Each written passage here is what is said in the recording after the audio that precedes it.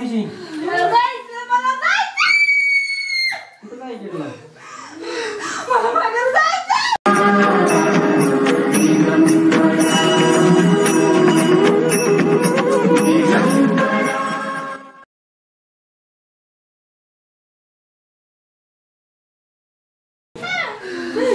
बोल पडा दिशी मला जायचं मला जायचं कुठं जायचं तुला मला मागे जायचं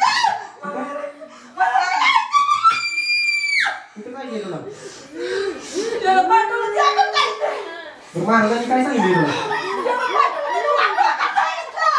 मुक्ती घ्यायचं कुणाला वाटलं करायचं माघारी जायचं नाही तुला तिथे मुक्ती घ्यायची शांत व्हायचं मुक्ती नको आहे का तुला चांगला जन्म पाहिजे का नको हा कोण आहे स्त्री का पुरुष आहे सांग मग हा पाठवलं का लागलायस किती वर्ष झाली हो 5 वर्ष तुझा कशाने मृत्यू झालाय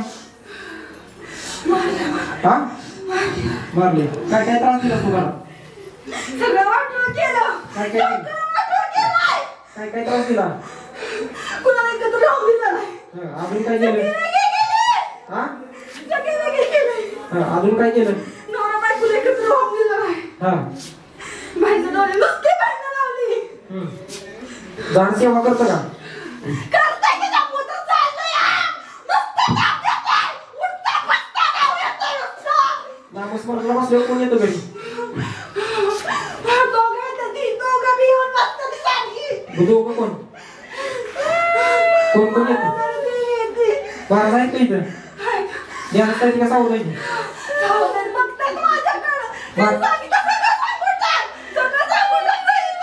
महाराजांची आज नाही का सांगायला तुला मग सांग काय काय त्रास दिला काय काय त्रास दिलाय सांग पडा दिवशी मग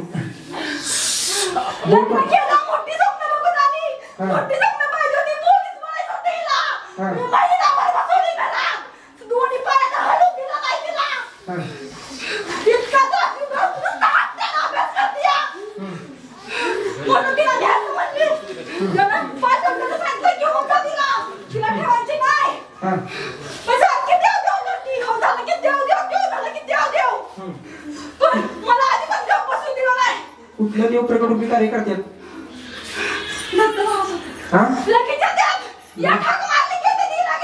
येतात का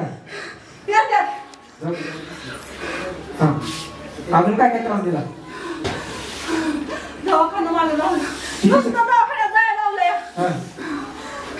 काय त्रास दिला दोघांनी 2 दिवसाला तरी पडती या 2 दिवसाला झोपतोय ह्या आठवड्यात अजिबात नामस्मरण करून दिलं बसून दिला तिला किती जण आहे तुम्ही किती जण आहे तुम्ही हा साधं नाही 4 कोपऱ्यात 4 जण उभं केलंय आणि दोघांच्या मागे दोघं पण फिरतो या कशासाठी पाठवले वाटोळ करायचं नुसतं वाटोळ करायचं नुसतं वाटोळ नवरा बायकोला राहून द्यायचं नाही एका जातीची नाही ती दुसरीकडे आणली पळवून म्हणून सगळी सांगितलं की तिला पळवून लावता येत ना आमच्या घरात वाचली म्हणून लई जवळच्या व्यक्तीने केलं नाव सांगितलं तर नुसतं हेच होईल नाव सांगायचं नाही काय कोणाचं नाव घ्यायचं नाही तू काय काय त्रास दिला तेवढं सांग आणि प्रभाव कोणाचं नाव आहे सगळ्यावर हा प्रभाव काढून घे समजायचा प्रभाव काढून घे समजायचा प्रभाव काढून घे समजायचा मुक्ती कोण कोण घेणार आहे 5 जणांच्यात मला तर पाहिजे हा बाकीच्याचं माहित नाही मला द्या बाकीची बोलणार आहे का दुसरं जायला बोलू द्या ना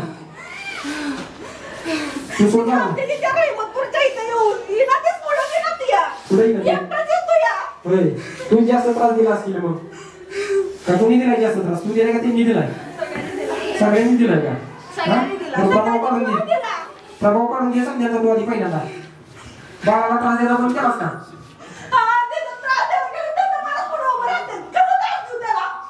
काय करते महाराज बाळा त्रास दिल्यावर काय करते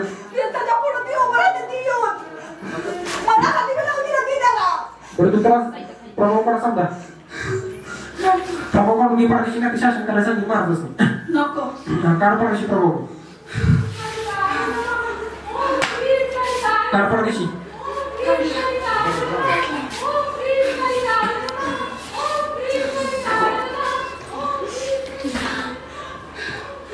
परदेशी प्रभाव काढला नाही तो अजून प्रभाव काढून घे परदेशी महाराज शासन करा प्रभाव काढत नाही ते वर्षी ती काढून दिला कोण काढून देणार? महाराज लोक त्यामध्ये प्रभाव काढायची पहिल्यांदा पाहिजे बघा. शक्ती एका जगात असेल तरी प्रभाव आपल्याला सर्वांच्या अंगावर असतो. त्यामुळे काहीतरी त्रास होत असते आपल्याला, मानसिक त्रास, शारीरिक त्रास होत असते आणि आपण ते एवढी करत असतो. आणि त्यासाठी तर तुम्हाला इथे सर्वांना बोलवलं जाते का तर प्रभाव असते, कुणाचे संचय होईल, कुणाचे सांगू शकत नाही आपण. आर्थिकच प्रतिनिधी तुम्हाला संचय काढा प्रभाव काढून घे पडदेशी. काढ पडदेशी प्रभाव काढून घे पडदेशी. काढ नाही प्रभाव काढून घे. खोटं बोल नको. प्रभाव काढून घे पडदेशी. काढ पडदेशी. काढ पडदेशी प्रभाव.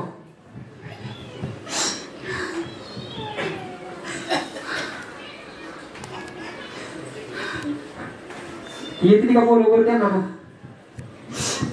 बोलव त्यांना येते का चौघजण सर साईडला तो सुद्धा अंगा सोड पडदेशी. महाराज पूर्ण साईडला काढा. एकटीला महाराज पूर्ण साईडला काढा. सर साईडला.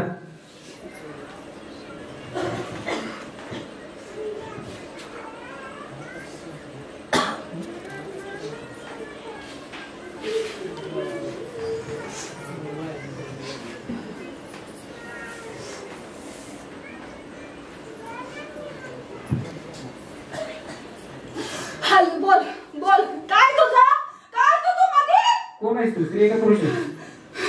पुरुष आहे. हा पुरुष आहे. लागला का पाठवली तुला? पाठवली. हा मला साधनाला पाठवलंय. तुझा कसा मृत्यू झाला? एसटीला टाकलंय. इष्टला टाकलाय. किती वय होतं तुझं? वय किती होतं तुझं? 35. तर काय काय त्रास दिला तुला? मुक्ती पाहिजे का नको? चांगला जन्म पाहिजे नको? अशीच कामं करायची का? हा आमच्या मागे जो आहे मुक्ती घेऊन देणार. मागायची घेऊन देणार. तुम्ही महाराज निशरण जावा की महाराज तुम्हाला तारतील मग. हा करणारा जिवंत आहे का अजून? जिवंत आहे. जिवंत आहे. रोज पाठव तू. रोज खबरी द्यायला लागतात त्याला. कुठलाही घेऊ नाव सांगू नको. कुठलाही घेऊ. हाय लय जवळच आहे. होय लय जवळच आहे. करणारा कुठलाही घेऊ.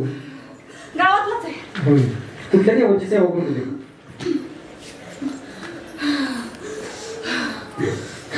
काळूबाईची कोण? बरं तू काय काय त्रास दिला सांग? काय त्रास दिला? सगळ्यांनी मिळून एकत्र असलेला सगळ्याला लय त्रास दिला. जो सांगितलं त्या सगळ्यात आम्ही सामील आहे. सगळे 6 जण. मुक्ती घेणार का तुम्ही? का नाही घ्यायची तुम्हाला? मुक्ती घ्यायला नाही म्हणते तेव्हा तर तेव्हा नुसते काम सांगतो तेव्हा असं काय सांगत नाही. महाराजांनी काय सांगितलं तुम्हाला? महाराजांनी सांगितलं गप बसायचं. अजिबात काय स्वतः द्यायचं. महाराजांनी सगळ्यांनी आम्हाला त्रास देतोय पण सांगितलं नाही. विनंती केली नाही महाराजांनी. हा कुठे आहे की महाराजांना? दत्त महाराजांनी की आम्ही बाहेर जाऊन बसतो दरवाजात नाही. घरात येऊन देत नाही ती. का आता कुठे आहे की महाराज? ध्यानासाठी कसा होता की तर की विनंती त्यांना विनंती करा आम्हाला मुक्ती पाहिजे म्हणा. काय म्हणते तू? विनंती कर हात जोडून.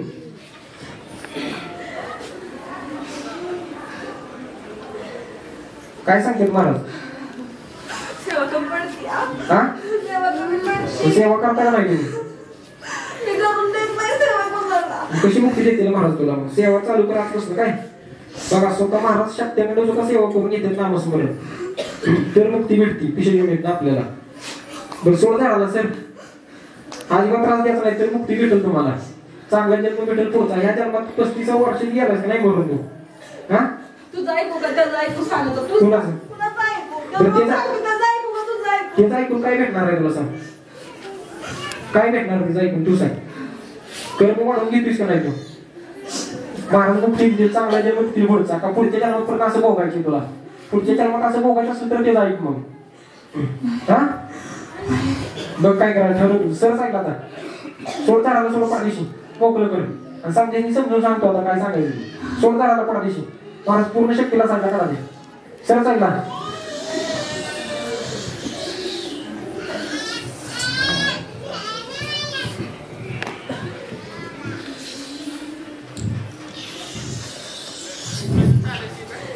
बसा खाली जाऊन.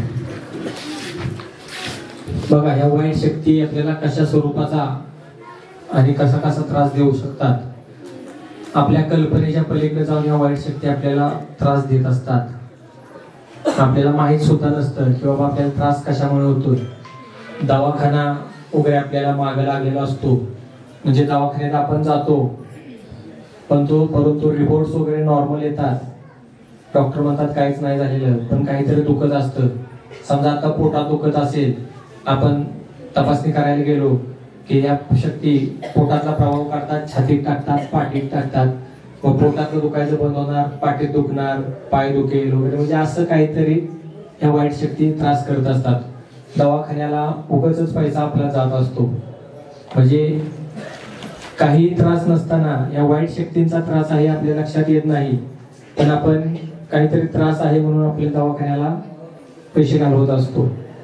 बरं, आता वाईट शक्तींचा त्रास असतो हे मान्य आहे, पण असं बी म्हणून चालणार नाही की दवाखान्यात जायचं नाही, असं कोणीही करायचं नाही. आपण सेवा सुद्धा करायची आहे, आणि काय दुखत असेल, काय होत असेल तर दवाखान्यात सुद्धा जायचं आहे. नाहीतर असं म्हणायचं नाही की वाईट शक्तीमुळे होते, दवाखान्यात जायचं नाही म्हणून.